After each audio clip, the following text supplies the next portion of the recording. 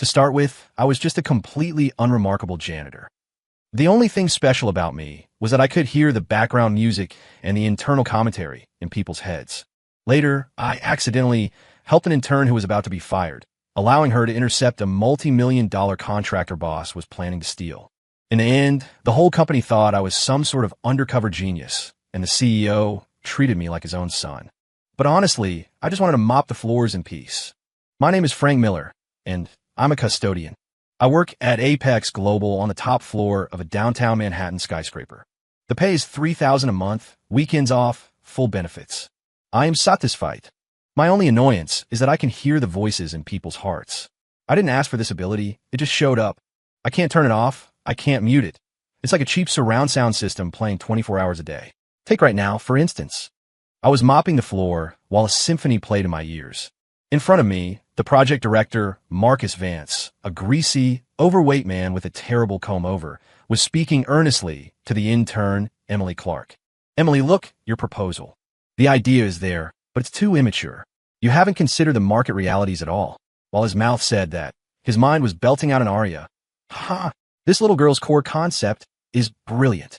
With a few tweaks and some repackaging, all the credit will go to my idiot nephew. Perfect. The mop of my hand paused. Here we go again. The classic corporate drama of the old guard bullying the rookie. The girl, Emily, was petite, wearing thick-rimmed glasses. She stood with her head down, gripping the hem of her jacket, so nervous she could barely speak. Mr. Vance, I really think this plan is feasible. I've researched the data. But inside, she was screaming. You just don't understand it. That data model is the industry standard. You dinosaur.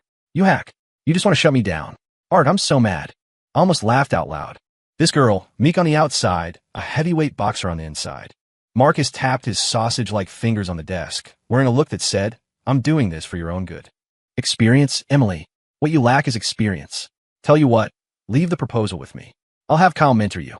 Kyle was his nephew, a talent, with bleached hair who clocked in late and napped during meetings. I'll just have my nephew slap his name on it, and this quarter's bonus is secured. As for this girl, once her internship is up, I'll boot her. Save myself the trouble. Marcus's inner voice was as clear as thunder. Emily's eyes turned red instantly, but she didn't say anything. She just hugged her folder and walked silently back to her cubicle. The little figure in her mind was already crying like a baby. It's over, it's over. How am I going to pay rent this month? My mom is waiting for news that I got hired full-time. Why am I so useless? I sighed. 9 times out of 10, life doesn't go your way. I'm just a janitor. What could I do? I just wanted to finish mopping this section quietly and go to the cafeteria for a meatball sub. I picked up my bucket and meandered past Marcus's office. He was slamming Emily's proposal onto his nephew, Kyle Benson's desk. Here, copy this. No, use it as a reference.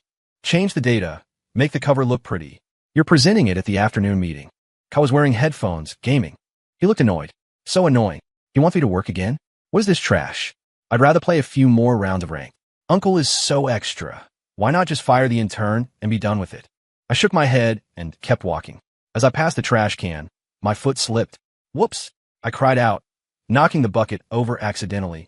Clear water flooded the floor, swamping the trash can next to it, which was full of waste paper. Oh, my back! I clutched my waist, grimacing in pain. Everyone in the office looked over. Emily was the first to run to me. She had a good heart. Frank, are you okay?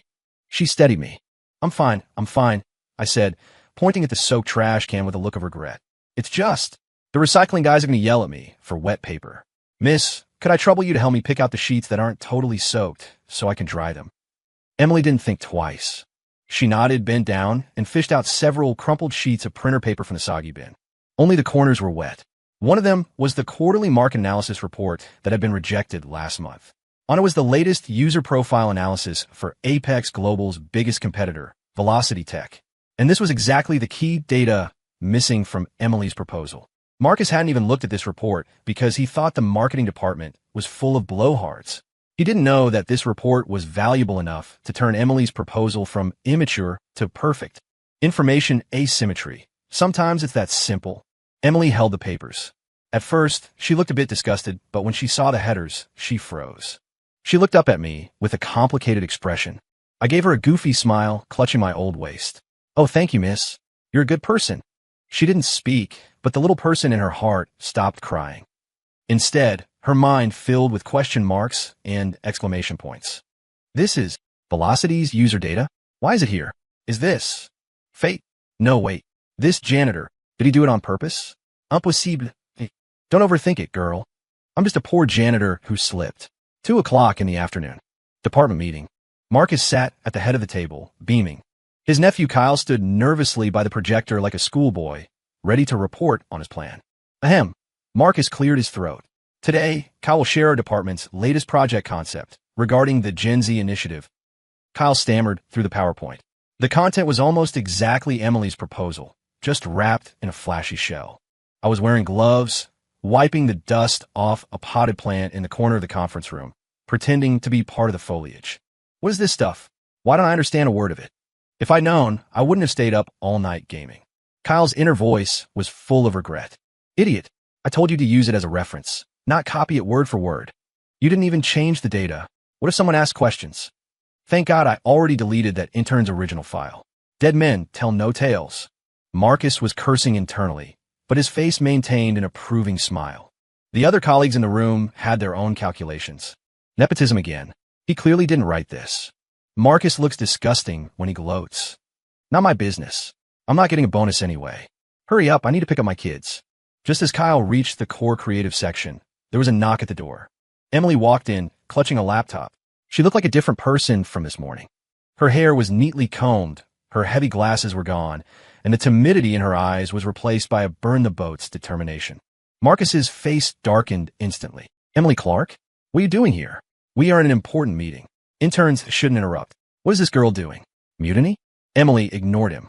She walked straight to the conference table and bowed deeply. Executives, colleagues, I apologize for the interruption, but I must state that the Gen Z initiative, Mr. Benson is presenting, the core creative and most of the content was plagiarized from the proposal I submitted this morning. The room went into an uproar. Kyle's face turned beet red. You're talking nonsense. I thought of this myself. Holy crap. How does she dare? Uncle, save me. Marcus slammed the table and stood up, pointing at Emily. Emily, watch your mouth. You're just an intern. What proof do you have that the plan is yours? I can see you don't want to be hired full-time. It was a naked threat. But Emily was neither humble nor arrogant. She opened her laptop and connected it to the projector. Her proposal appeared on the screen. Compared to Kyle's flashy PPT, her version looked plain, but the logic was clear and layered. Most importantly, on the data analysis page, she had added the core data from the report she picked out of the trash. My proposal not only has a complete creative concept, but also detailed data support, specifically regarding the user churn analysis of our competitor, Velocity Tech. This part is unique to my proposal. She looked at Kyle, her gaze burning. Mr. Benson, could you please explain the specific meaning of the concept social currency for Gen Z mentioned in your plan? Or could you explain why your conclusion is the exact opposite of mine, which includes competitor data analysis? Kyle was tongue-tied, sweating profusely. Social currency? What is that? Can buy skins? It's over, I'm gonna get busted. The conference room was dead silent. Everyone's eyes shifted from Kyle to Marcus. Marcus's face went from red to purple, then purple to black. A wonderful display. He never expected Emily to not only dare to confront them, but to produce an upgraded version of the plan. Where the hell did she get that competitor data? His mind was in turmoil, but his mouth kept bluffing. Total nonsense. This is just grandstanding. This is slander. I'm reporting this to HR to have you fired immediately.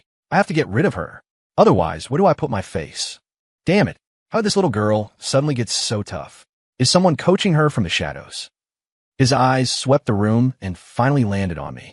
I was diligently wiping the leaf of a clivia plant, focused as if the future of humanity depended on that leaf. He frowned, then shook the ridiculous thought from his head. A janitor? Impossible. It must be a coincidence. Just then, the conference room doors were pushed open again. This time, it was the founder of Apex Global, the legendary big boss, Arthur Sterling. A man in his 50s, wearing a sharp three-piece suit, with an aura strong enough to drop the room temperature by 5 degrees. 2 expressionless assistants followed him.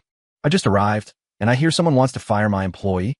Sterling's voice wasn't loud, but everyone in the room shivered. The fat on Marcus's face trembled, and he immediately put on a sycophantic smile, rushing forward. Mr. Sterling, what brings you here? It's a small matter, just a small matter. An unruly intern causing trouble. Sterling didn't look at him. His gaze went straight to the projector screen, to the proposal with the competitor data. Inside, he had only one cold thought. Velocity's user data? Interesting. Sterling's appearance was like a boulder crashing into a pond. The atmosphere in the room solidified. Cold sweat trickled down Marcus's forehead. He had only one thought. Crap. Why is the big boss involved? He hates internal fighting and plagiarism the most. Am I going to go down today? Sterling ignored Marcus's fawning. He walked to the table, pointed at the proposal on the screen, and asked Emily, "You wrote this?" His voice was calm, betraying no emotion. Emily nodded nervously. Yes, mister. Sterling, this girl has guts. Not bad. Sterling's inner voice surprised me. What's your name? Emily Clark. Good. Sterling nodded, then turned to the pale-faced Kyle. And you? What do you have to say?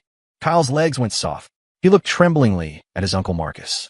Marcus hurriedly tried to smooth things over. Mister Sterling, Kyle is young. Maybe when he was referencing materials, he didn't grasp the boundaries. Young people, they need chances. Idiot. Useless. You only know to look at me when it hits the fan. I'm losing so much face. I have to save him. If he gets fired, my sister will skin me alive. Marcus's internal screaming was practically hoarse. Sterling's lips curled into a cold arc. Referencing? To me, it looks like Control plus C, then Control plus V. He picked up the two printed proposals from the table. Marcus, you're the project director. Explain to me why the similarity between these two plans exceeds 90%. And this one, he held up Emily's, is clearly deeper than the other. Who do you think referenced him? Marcus's sweat had soaked through the back of his shirt. He knew this couldn't end well, but he wanted to make one last struggle. Mister Sterling, there must be a misunderstanding. Emily is just an intern.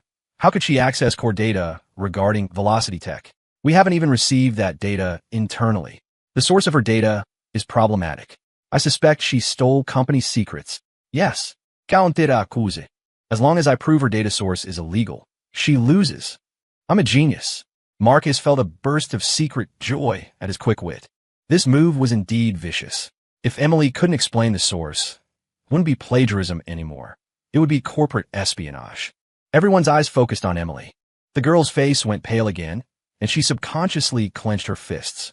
She couldn't say she got the data from the trash. Can the janitor accidentally soaked? Could she? Who would believe that?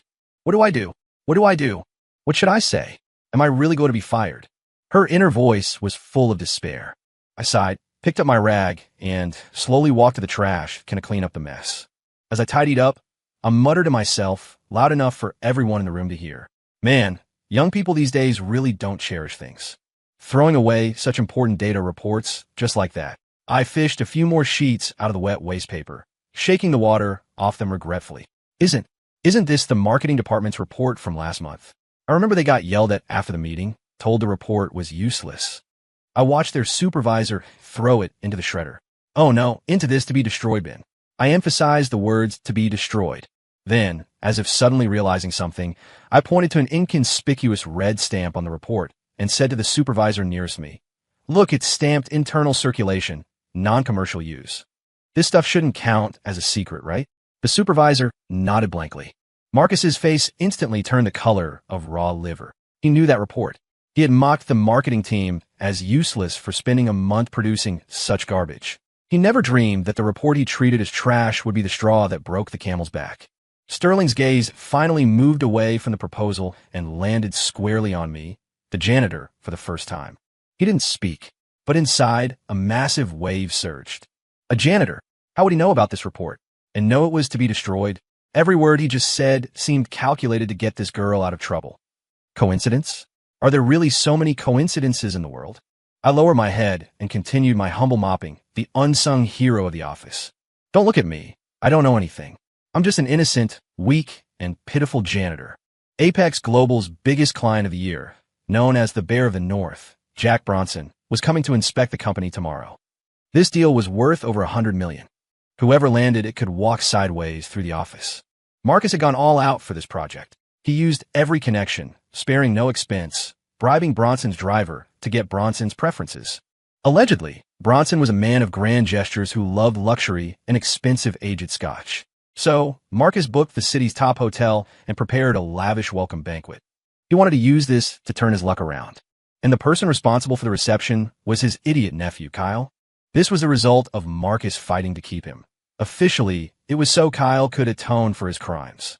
After the plagiarism incident, Sterling didn't fire Marcus on the spot, but docked his bonus for 3 months and promoted Emily to full-time early, putting her directly on the Bear of the North project. This made Marcus grind his teeth in hatred. Little brat, don't get cocky. Wait until I secure Bronson, then see how I deal with you. And that damn janitor. Something feels off about him. I need to find a chance to teach him a lesson. As I mopped past his office, his inner voice was full of venom. I ignored him and continued my work. That afternoon, while I was washing the mop in the pantry, Emily walked in holding a cup of coffee. She hesitated, walked up to me, and whispered, "Frank, thank you for the other day. I played dumb." "Thank me for what? Spilling water?" She giggled, her eyes curving into crescents. "Frank, stop pretending. I know you helped me. This old guy is definitely not ordinary. The way he looks at me, it's like he knows everything. Is he the legendary undercover boss experiencing life? Girl, your imagination is a bit too rich. I'm just a janitor who wants to clock out on time. I just got lucky." I gave a simple smile. "But you, young lady, I heard you were put on that Bear of the North project too?" She nodded, then her face fell. "Yeah, but Marcus won't let me touch the core work. He just makes me print files and order takeout. He handled the reception plan himself." I looked at it. It's just a pile of extravagance. I feel like something's wrong. The files say Bronson came from humble beginnings and is self-made. Would a guy like that really like wasteful luxury? I'm so panicked. If this gets messed up, the company loses big. Her worry wasn't unreasonable. Just then, a strange, booming voice crashed into my brain. Damn it, these bastards want to drown me in scotch again. I'm allergic to alcohol. 1 drop knocks me out. Are they trying to kill me here? In that top-tier hotel, it smells like pure formaldehyde. The air isn't even as good as the fish pond back in my hometown. If they pull this stunt again, the contract is off the table. This inner voice was full of irritability and impatience. I paused. The only person in the entire Apex Global building who could have these thoughts, besides the incoming Bear of the North, Jack Bronson, was nobody. But he should still be thousands of miles away in the north. How is his voice transmitting here? Did my ability upgrade? Remote reception. I didn't have time to dwell on it. A more important piece of information grabbed me. Alcohol allergy. Hates the smell of formaldehyde. Likes fish ponds. This was the complete opposite of the intel Marcus had bought. If they went with Marcus's plan, tomorrow's cooperation would fail 100%. And judging by the resentment in Bronson's thoughts, Apex Global would likely be blacklisted forever. I looked at the worried Emily beside me and sighed. Oh, my damn misplaced kindness. I put down the mop and leaned mysteriously close to Emily. Hey kid, let me tell you a secret, but don't tell anyone. What? Back in my hometown, there's a reservoir. The fish there are huge and fat. The black carp especially. Standing up, they're taller than a person. Cooked in a simple farmhouse stew, that taste. TSK, TSK. I smacked my lips as I spoke, as if savoring some heavenly delicacy. Emily looked blank. Frank, why are you telling me this? Just making conversation. I patted her shoulder. Sometimes the more important the guest, the more they like simple things. After eating delicacies from mountains and seas, occasionally tasting a farm meal is the real surprise. Don't you think? With that, I picked up my mop and walked away, acting like the unsung hero, leaving Emily alone in the pantry, staring at her coffee. The little person in her heart started spinning frantically.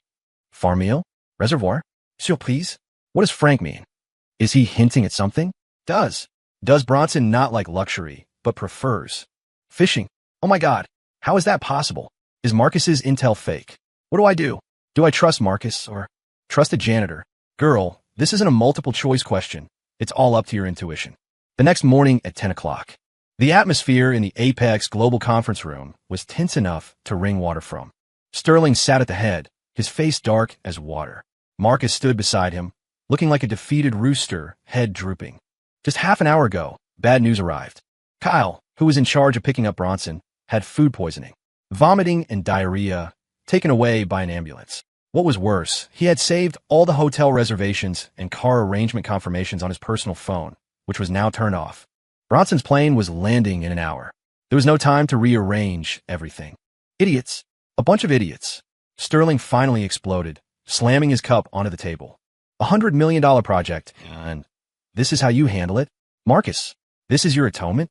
A bunch of useless idiots. dropping the ball at the critical moment. If anything goes wrong with Bronson, you're all fired. Sterling's inner voice was suppressed rage. Marcus was sweating like rain, trembling as he said, Mr. Sterling, I'll think of something immediately. I'll go pick him up myself. You go? Do you know which hotel Bronson is staying at? Do you know which car to use? Do you know where the banquet is? Sterling fired a string of questions that left Marcus speechless. How would I know? That idiot nephew didn't tell me anything. I'm dead. The conference room was deathly silent. No one dared to speak. Just then, Emily, who had been standing in the corner, suddenly spoke up. Mr. Sterling, I have a backup plan. Everyone's eyes focused on her. Sterling looked up at her. Speak. I suggest we cancel all hotel and banquet arrangements. Emily took a deep breath, going all in. We sent a plain minivan to pick up Mr. Bronson directly from the airport and then take him to the Green Cloud Reservoir in the suburbs. What? Marcus was the first to jump up. Emily, are you crazy? Take Mr. Bronson to a godforsaken reservoir? Do you want to destroy the company? This girl is absolutely insane. Coming up with such a rotten idea. Perfect. I'll dump the blame on her. Emily ignored him, looking only at Sterling with determined eyes. Mr. Sterling, I investigated. Mr. Bronson grew up in a fishing village. His biggest hobby is fishing. Rather than entertaining him with a luxury he's tired of, we should give him what he likes. A surprise. Nonsense. Marcus was still roaring. My intel says Bronson clearly loves excitement and scotch. Sterling's gaze shifted back and forth between Marcus and Emily. He was silent. He was weighing the options. In his heart, he actually felt Marcus's plan was unreliable. This girl is either a genius or a lunatic. Where's her intel coming from? Could it be? His eyes unconsciously drifted to the conference room door. I was pushing my janitor cart past, stocked with fresh trash bags and disinfectant. I felt his gaze, so I looked up and gave him a goofy smile. Then I lowered my head, muttering softly, the weather is so nice today. Perfect for fishing. Too bad I have to work. My voice was quiet, but in the silent hallway, it drifted into the conference room. Sterling's body gave an imperceptible jolt. A bold decision formed in his mind. Gamble. Trust this girl. And trust my own intuition. He slammed the table and stood up. Do as Emily says. He told his assistant. Arrange a minivan immediately. Notify Green Cloud Reservoir to clear the area. Highest priority. Get their best fishing gear and freshest ingredients ready.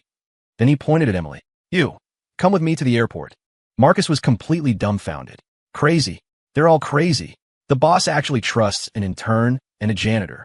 It's over. Apex Global is finished. I pushed my cart, slowly disappearing at the end of the hallway. Behind me were Marcus's despairing thoughts and Emily's complex mix of excitement and anxiety. And in my mind, there was only one thought. The farmhouse stewed fish at Green Cloud Reservoir. I wonder if I can mooch a bite of it this afternoon. Airport VIP exit. A burly, dark-skinned man walked out surrounded by bodyguards. This was the Bear of the North, Jack Bronson.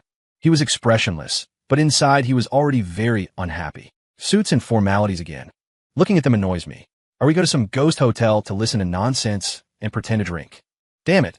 I'd rather watch fishing videos in my office. He was ready to turn around and leave. However, the group from Apex Global greeting him made him pause. No flowers, no banners. Just an old man in a tailored suit, Sterling, and a capable-looking young woman, Emily. Behind them sat a plain Buick minivan. Mr. Bronson, welcome. Sterling extended his hand proactively. I'm Arthur Sterling of Apex Global. Bronson shook his hand, internally surprised. Arthur Sterling? The boss of Apex? He came personally? Interesting. But this setup is too shabby, isn't it?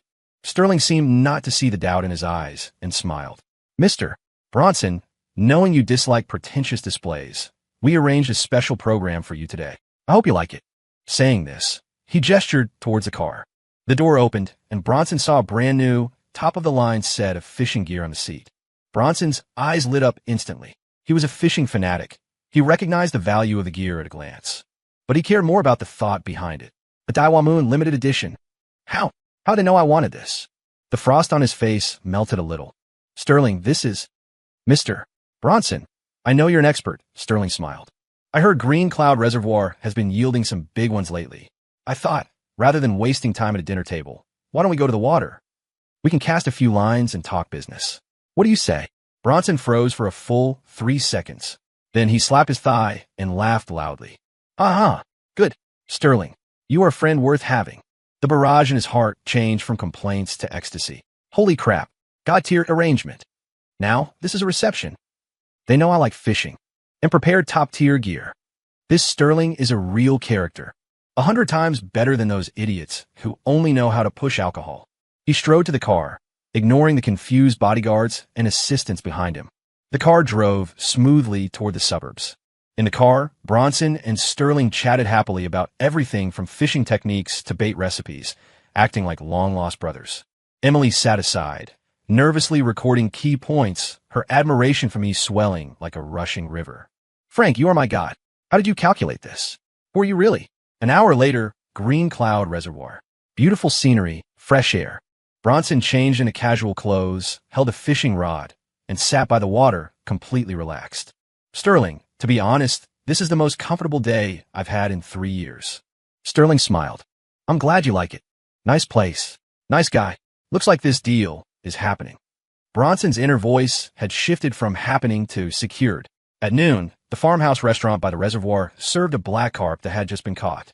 No complex cooking, just simple green onions, ginger, and garlic stewed into a pot of milky white fish soup. Bronson took a sip of the soup, his eyes narrowing in pleasure. Fresh. He drank 3 bowls in one go, then put down the bowl and wiped his mouth. Sterling, the contract is settled. Let the subordinates handle the specific terms. I have only one request. The contact person for this project must be this young lady, Emily. He pointed at Emily. Emily was overwhelmed and stood up quickly. The project Marcus had schemed so hard to get was secured by her, and in turn. No, now a full-time employee, right there by the reservoir over fish soup. Sterling gave her a meaningful look and nodded. Agreed. This girl has guts and insight. Most importantly, she understands me. Much better than those bootlickers in my company. Bronson's thoughts were the highest praise for Emily. And the hero behind the scenes, me, Frank Miller, was currently squatting in the Apex Global Cafeteria, slurping a bowl of instant noodles with 2 added eggs. My phone buzzed. It was a WeChat message from Emily. A photo of the scenery at Green Cloud Reservoir and a photo of the steaming fish soup. Below was a line of text. Frank, I saved some soup for you. I'll bring it to you tonight. I smiled and typed 2 words. Thanks. Then I continued slurping my noodles, keeping a low profile. I became famous. Not on the internet, but inside Apex Global. Ever since the Bronson project was settled, I became a legend in the company. Everyone knew that the intern Emily Clark landed a $100 million deal with a bizarre fishing trip proposal. And the inspiration for this plan, rumor had it, came from me, the janitor. So, all kinds of rumors started spreading like wildfire. Some said I was Sterling's long-lost relative, here to experience life at the grassroots level. Some said I was a retired business tycoon, and sweeping floors was just my hobby. Even more ridiculous, some said I came from Shaolin Temple and had mind-reading skills to see through people's hearts. That last one was closest to the truth, but nobody believed it. Now, wherever I went, I garnered looks of awe. The admin girl who used to boss me around now proactively handed me water. Oh my God, is this the legendary sweeping monk? He looks so ordinary, but his eyes are so deep. Miss, I just haven't slept enough. The programmers who used to throw trash on the floor had just mopped, now carefully placed their empty coffee cups into the bin on my card. Can't offend the big shot. What if he gets unhappy and tells Sterling there's a bug in my code? Bro, you're overthinking it. I don't even know what C language is. The most miserable one was Marcus. Now when he saw me, it was like a mouse seeing a cat. He walked around me. His project stolen, his nephew effectively exiled to the logistics warehouse. He had become the laughingstock of the entire company. It's all this janitor. He definitely pulled some strings. Don't let me catch you slipping, or I'll kill you. His inner voice was as venomous as ever. But I didn't care. My life didn't change because of these rumors. I still push my cart every day, mopping floor by floor, cleaning windows, emptying trash. Only, the work became much smoother. Until that afternoon, I was wiping the leaves of the giant money tree in the CEO's office. Sterling suddenly stopped me. Mr. Miller. He actually called me Mr. I was flattered and quickly put down my rag. Mr. Sterling, just call me Frank. He gestured for me to sit on the genuine leather sofa opposite him, rumored to cost tens of thousands. I only dare to sit on the edge. Frank, how long have you been with the company? He poured me a cup of coffee personally. Over 3 years, Mr. Sterling. How do you find a company? It's good. The cafeteria food is nice. That was all I could come up with. Sterling smiled. But inside he was thinking, still pretending. This Frank is interesting. From Emily's proposal to Bronson's reception, which event didn't have a shadow? Who is he really? He kept a straight face and continued. Frank, what's your take on Manager Vance? This was a test. My brain spun fast. What could I say? That he's a credit-stealing, nepotistic, petty fat guy. That would be bad-mouthing someone behind their back. I'm a janitor. I can't break character. I thought for a moment and said in simple language, Manager Vance has authority. It's just, the trash in his office is a bit more than others. Especially empty supplement bottles. Sterling's hand holding the coffee cup paused in midair. He was smart. He immediately understood my meaning.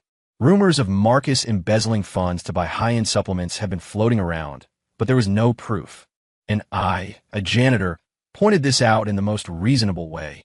More trash. Supplement bottles. Ha ha ha. Brilliant. Absolutely brilliant. This Frank isn't playing dumb. He's hiding wisdom beneath foolishness. Sterling was laughing inside, though his face remained calm. Is that so? Then pay more attention in the future. The company's hygiene environment is very important. He changed the subject. Frank, what do you think is the most important thing for a company? Another lethal question. Should I say talent, innovation, management? Too bookish. I scratched my head and said, I think it's the plumbing. Sterling paused. The plumbing. Yeah, I said seriously. If the pipes get clogged, the whole building suffers. If the dirty stuff can't get out, the fresh stuff can't get in. A company should be the same, right? You got to clear out the garbage blocking the pipes so things flow smoothly. I was referring to Marcus and garbage like him. I believed Sterling would understand. Sure enough, Sterling fell silent. He looked at me for a long, long time. It was a look like he had discovered a new continent. In his mind, one word appeared repeatedly. Talent. This is a talent. A sweeping monk. A true hidden master. My Apex Global actually has such a giant Buddha hiding in it. After a long while, he stood up, walked over to me, and patted my shoulder. Frank, would you be willing to change positions? My heart skipped a beat. Mr. Sterling, are the floors not clean enough? No, he mopped very well. Sterling's expression was more serious than ever. I want to hire you as my special assistant. You don't need to do anything else, just like me, wander around the company every day. If you see anything unclean, tell me directly. I was dumbfounded. Wasn't this being an imperial inspector? I need a sharp knife, a knife that can help me remove the internal tumors of the company. And this Frank, looking like a rag, is actually sharper than anyone. Sterling's inner voice was full of expectation. I looked at his sincere eyes, then thought about my $3,000 salary. I swallowed and asked tentatively, Mr. Sterling, this special assistant, how much is the pay? Annual salary, $150,000. What do you say? I felt my heartbeat skip a beat. I, Frank Miller, the janitor, seemed like I was getting promoted. I became the chairman's special assistant. This news was like a bomb going off in Apex Global. When I took off my gray uniform and put on a custom suit Sterling had specially prepared for me, the whole company boiled over. Oh my God, the rumors are true. Frank, no, Assistant Miller, really is a big shot experiencing life. I told you he wasn't ordinary. Look at that aura, those eyes. Unfathomable. Holy crap.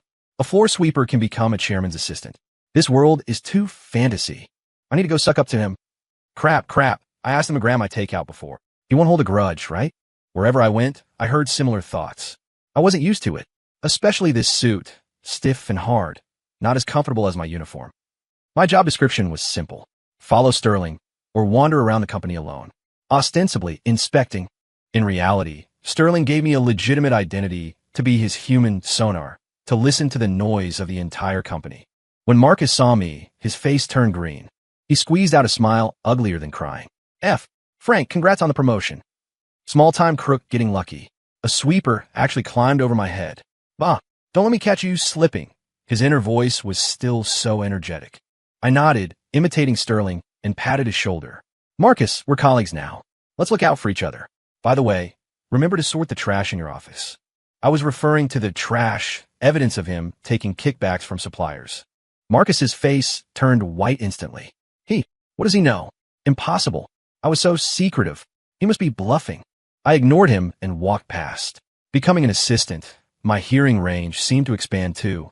I could now clearly distinguish the source of every voice, even hearing whispers of executives in encrypted conference rooms. That afternoon, I passed the finance department. The CFO, Leonard, was huddled with Marcus, acting sneaky. Marcus, you went too far this time. The hole in that account is too big. I can't smooth it over. Leonard's thoughts were anxious. What are you afraid of? Marcus kept his voice low, but his inner voice was loud. We split that money 50-50. You take your share to buy a house for your son overseas. I'll use mine to fill other holes. As long as we don't speak, who will know? This Leonard is a coward. Once this blows over, I'll figure out a way to get rid of that janitor named Miller. A sweeper thinks he can turn the sky upside down? I leaned against the corner, pretending to look at my phone. Inside, I recorded their conversation word for word. Embezzlement, cooking books, selling company secrets. Marcus's corruption went deeper than I imagined. He was like a giant ball of grease clogging the company's sewer. If I didn't flush him out, Apex Global was doomed. I returned to Sterling's office and reported my findings exactly. Of course, I didn't say I could hear thoughts. My story was Mr. Sterling. I just passed the finance department and saw Marcus and Leonard looking at a spreadsheet with weird expressions. I accidentally heard them mention words like hole and buying a house overseas. I disguised myself as a king of coincidence with insane luck. After listening, Sterling's face was terrifyingly dark. He didn't speak, just paced the office. Killing intent surged in his heart. Marcus Vance. Leonard, you have some nerve. Holding this under my nose. Do you really think Arthur Sterling is a pushover? Frank. He stopped and looked at me. You did well. But now is not the time to alert the snake. I want you to keep listening. Hear out the entire chain of evidence for me. At the year-end summary meeting, I want them buried forever. I nodded. Understood, Mr. Sterling. Looks like a storm is coming. And I, the former janitor, will be the butterfly that starts it. 1 week until the year-end summary meeting. The atmosphere in the company grew stranger. Marcus's gang seemed to sense something. Their actions became more secretive. But they didn't know everything they did was under my surveillance. I was like a ghost, wandering every corner of the company. In the pantry, I heard Marcus on the phone with a supplier discussing how to disguise a kickback as technical consulting fees. In the smoking area, I heard Leonard bragging to his wife about the overseas property he eyed. In the underground garage, I even heard Marcus and his cousin, an executive at the rival Velocity Tech, conspiring to leak Apex Global's core product plan at the summary meeting as his entry ticket to jump ship. Once I strip Apex naked, I'll go be VP at Velocity. Then, Sterling, you won't even be fit to shine my shoes. Marcus's thoughts were full of madness and greed. I compiled all this info and gave it to Sterling. Every time, my excuse was, I accidentally heard it when I walked by. Sterling went from initial shock to acceptance. He looked at me more and more like I was a monster. Frank, who exactly is he? Is he really a living god? This luck is too god-tier, isn't it? He even privately investigated my ancestry, only to find I was a regular farmer's son with a resume as clean as white paper. This made him believe even more that I was the chosen one. That day, Emily came to me with red eyes. She was now a rising star in the project department, but Marcus was still making her life hard. Assistant Miller, she called me by my title now. Marcus. He locked up the market prediction model our team worked so hard on. He won't let us use it. Without this model, we can't do the year-end report. That old bastard. He's jealous of me. He can't produce results himself, so he won't let others succeed. The girl was cursing fiercely inside. I patted her shoulder and comforted her. Don't worry, there will be a way. I turned and went to Marcus's office. He was on the phone. Seeing me enter, he hung up immediately, looking wary. Assistant Miller, what can I do for you? I smiled and pointed to a USB drive on his desk. Marcus, I saw you left this drive in the pantry earlier. Brought it back to you. Marcus froze. He subconsciously patted his pocket. His encrypted drive was right there in his pocket. The one on the desk was a dummy drive for unimportant files. He immediately started cursing internally. What is this sweeper doing? Is he psycho? But outwardly he said, Oh, thank you, Frank. I put the drive on his desk and turned to leave. In a split second, I turned. Using the sleight of hand I perfected over 3 years as a janitor, I swapped the encrypted drive in his pocket with the dummy drive on the desk. When wiping tables, swiping a drive is unnoticed by gods or ghosts. Marcus noticed nothing. He picked up the dummy drive I swapped, plugged it in, saw useless files, and sneered. Playing tricks. I clutched the burning hot encrypted drive containing all his dirt and walked out of his office. Passing Emily's cubicle, I accidentally dropped the drive. Oops. I bent down to pick it up. Emily bent down at the same time. I lost my grip, and the drive slid further, right under her chair. Emily, you're young, good back. Help me grab that. My old back is shot. I held my waist, looking pained. Emily didn't think much of it, crawled under the desk, picked up the drive, and handed it to me. Here, Assistant Miller. I took the drive and put it solemnly in my pocket. Thanks. I walked away. Emily returned to her seat, continuing to worry about her report. A moment later, she suddenly realized that under a keyboard, unbeknownst to her, lay an identical USB drive. She froze. She looked at the one in her hand, then remembered my slip earlier. An impossible thought rose in her mind. Could it be? Her hands trembling, she plugged the drive into her computer. Inside, not only was there her team's market prediction model, there were Marcus's corruption accounts, call recordings with suppliers, and the detailed company secrets he planned to sell to Velocity Tech. Emily covered her mouth, too shocked to speak. She watched my retreating back, the little person in her heart kneeling down to me. Assistant Miller. No, God Miller. Please accept my worship. The year-end summary meeting arrived as scheduled. All of Apex Global's top brass gathered, the atmosphere solemn. Sterling sat in the center, expressionless, but those who knew him knew this was the calm before the storm. As the special assistant, I sat behind him like an emotionless background board. The meeting began. Department heads took turns on stage. When it was Marcus's turn, he adjusted his tie and walked up, beaming. He looked full of confidence today. Today is my curtain call, Marcus Vance's rebirth. Once I throw out Apex's trump card, the VP spot at Velocity is mine. Sterling, wait to shine my shoes. His ego had inflated to the max. He opened his PPT and started his speech. The beginning was grandiose nonsense, bragging about his department's great achievements. Halfway through, he shifted gears. Of course, we must be aware of crises. We must face our competitors. For example, Velocity Tech. According to insider information I received, next year they will launch an era-defining product, codenamed Apocalypse, which will completely overturn our current market standing. He deliberately emphasized the words insider information, wearing a pained expression as if he really cared about the company. The unknowing executives in the audience started whispering. Marcus was very satisfied with the effect. He wanted to create panic, hit Apex Global's stock price and morale. Yes, just like that. Panic. Chaos. When your stock tanks, that's my best bargaining chip with Velocity. He was preparing to continue and reveal the core details of the Apocalypse plan. Sterling suddenly spoke, his voice not loud, but clearly heard across the venue. Marcus, this Apocalypse plan you mentioned is very interesting. He paused, turning his gaze to me. Frank, you like wandering around. Have you heard anything interesting? Here we go. My turn. I stood up, cleared my throat, and said in my plainest tone, Report, Mr. Sterling. I haven't heard of any Apocalypse plan.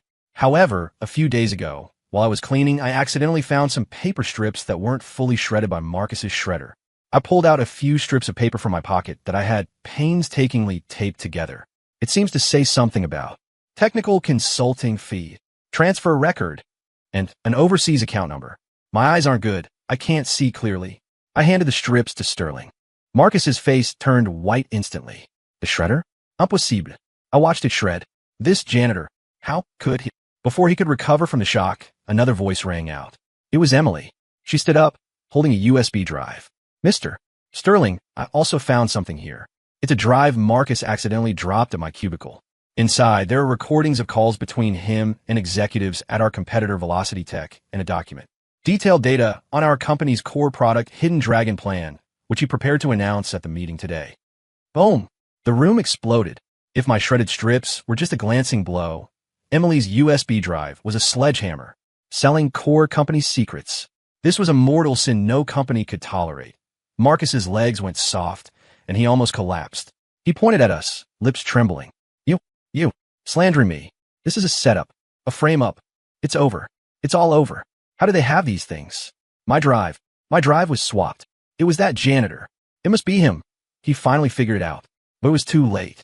Sterling stood up, no trace of a smile on his face, replaced by cold, killing intent. Marcus Vance, what do you have to say? Marcus wanted to deny it, but the conference room doors opened. Several people in uniforms with serious expressions walked in. The leader showed his badge to Sterling. Mr. Sterling, we are from the Economic Crimes Division. We receive a report suspecting executives Marcus Vance and Leonard of embezzlement, commercial bribery, and leaking trade secrets. We need them to come with us for investigation.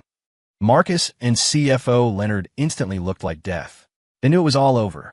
Under the gaze of the entire company's leadership, they were dragged out of the venue like dead dogs. An elaborately planned conspiracy ended just like that. and I, the initial fuse, just silently sat back in my seat, an unsung hero. I looked out the window as the neon lights of the CBD began to light up. I had only one thought. Is the cafeteria serving burgers tonight? Marcus's gang was uprooted, and Apex Global underwent a top-down purge. The garbage in the company, those who slacked off or formed cliques, was cleaned out. The company atmosphere was revitalized. Because of her contribution in reporting the crime and her outstanding ability, Emily was exceptionally promoted to head the newly established Innovation Project Department with a limitless future. And I, the sweeping monk, became a godlike existence in the company. No one knew exactly how I did it. They only knew that this ordinary-looking assistant Miller was the person Sterling trusted most, the company's anchor. Wherever I went, there were respectful gazes and thoughts. God, Miller, please bless me to hit my KPIs this month. Big Boss Miller, please don't look at my screen. I'm not slacking. I'm learning. Assistant Miller wore this dark gray suit again today. Indeed, the big boss's taste is unpretentious. I really want to tell them, I just think this color hides dirt well. I still wasn't used to being an assistant. I miss my days as a janitor. Tired, yes, but free. Mopping floors, cleaning windows, listening to gossip, thinking about dinner. How good was that? Now, every day wearing this uncomfortable suit, following Sterling to meetings I didn't understand, facing people I didn't know. What they said and what they thought were two different things. I felt like a processor handling massive amounts of garbage information every day. Tired heart. That day, I finally couldn't take it. I walked into Sterling's office and placed a resignation letter on his desk. Mr. Sterling, I want to quit. Sterling was practicing calligraphy. He didn't even look up. Reason? I'm not fit to be an assistant. I told the truth. I still feel mopping suits me better. Sterling finally looked up.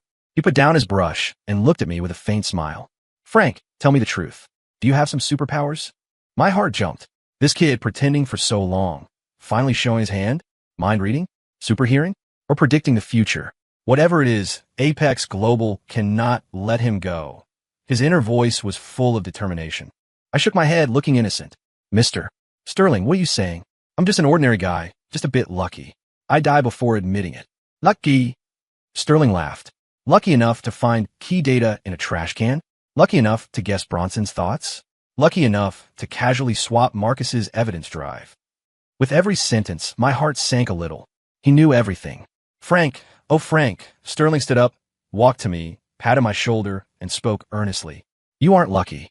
You are Apex Global's luck. How could I let a talent like you go? Stop with the you. He threw my resignation letter into the shredder. I give you two choices. 1, continue being your special assistant. I double your salary, plus company stock options. Just consider it sweeping in a different place, except you're sweeping the garbage in people's hearts. 2, he paused, revealing a sly smile. If you really want to mop, fine. The cleaning of the CEO's office is contracted to you from now on, but your position and salary as assistant remain unchanged. I was dumbfounded. What kind of tyrannical clause was this? Want to run? Not a chance. You human sonar, human cheat code. I have to keep you tied to the company. With you here, let's see who dares to play tricks on me. Sterling's thoughts were full of capitalist wickedness. I looked at his sincere, cunning eyes, then thought about the doubled salary and stock options. Frank Miller, a janitor with principles. It seemed not non-negotiable. I sighed, accepting my fate. All right, Mr. Sterling. Then I choose option 2. I still like the feeling of mopping, grounding. So, the weirdest scene in history appeared at Apex Global. The chairman's special assistant, Frank Miller, with $1 million salary and stock options, worked every day wearing a priceless custom suit, pushing an equally priceless smart cleaning cart, mopping the floor in the CEO's office. Everyone thought Assistant Miller was practicing Zen, that he was experiencing a state of returning to simplicity. Only I knew I just simply liked mopping. Sometimes after a meeting, Sterling would sit on the sofa, drinking tea, watching me mop. He felt watching me mop was a pleasure, because when I mopped, my mind was clear of distractions, only thinking about how to get the floor cleaner. His focus made him feel at peace. This Frank is truly a treasure. With him here, I sleep much sounder. Listening to his thoughts, I wave the mop with more vigor. Mr. Sterling, you're at peace, but my lying flat retirement plan failed. That day, Emily came to report to Sterling. Seeing me cleaning the window, she froze for a second, then smiled at me. Assistant Miller, practicing Zen again? Assistant Miller is so handsome. Men working hard are the most charming. Just the job content is a bit unique. I nodded to her and continued wiping my glass. When she finished reporting and came out, she walked to me and handed me a bento box. Frank, I made some lasagna. Taste it. The girl's face was a bit red. Will he like it? I follow my mom's secret recipe. I hope he can appreciate how I feel. I smelled the enticing aroma, and my stomach growled uncooperatively. I took the bento box and gave a goofy smile. Thank you, Emily. I decided. Although my plan to slack off failed, getting a different homemade meal every day seems not too bad. I, Frank Miller, a mind-reading janitor. My story seems to have just begun. Epilogue late at night. I returned to my small rented studio apartment. Took off that expensive suit, put on my favorite tank top and boxers. Then from under the bed, I dragged out a huge storage bin. Opened the box. It wasn't gold bars, it wasn't cash, but rows and rows of neatly stacked Astalhamen, cup noodles, Marukan, Shinramya Nissen, from all over the world, every flavor. I took out a small notebook and solemnly made an entry. Today's review, company cafeteria burger. A bit dry, pickles too sour. Overall score, 6. 5. Emily's homemade lasagna. Hearty flavor, slightly burnt cheese, but boosted by affection. Overall score 9. 0. Conclusion. Shin Ramyun Black is still the most stable. I closed the notebook, tore open a pack of ramen with satisfaction. Promotion? Raise? Pillar of the company? All fleeting clouds. My biggest dream is to eat every instant noodle in the world and write an encyclopedia of instant noodles. This is Frank Miller's true ambition, story complete.